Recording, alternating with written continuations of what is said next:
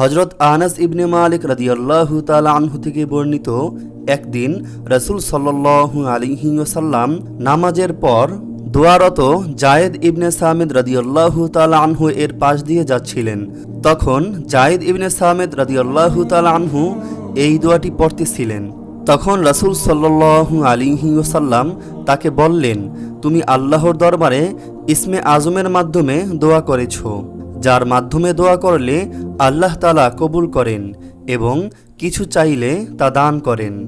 আবু দাউদ, হাদিস নং 1495।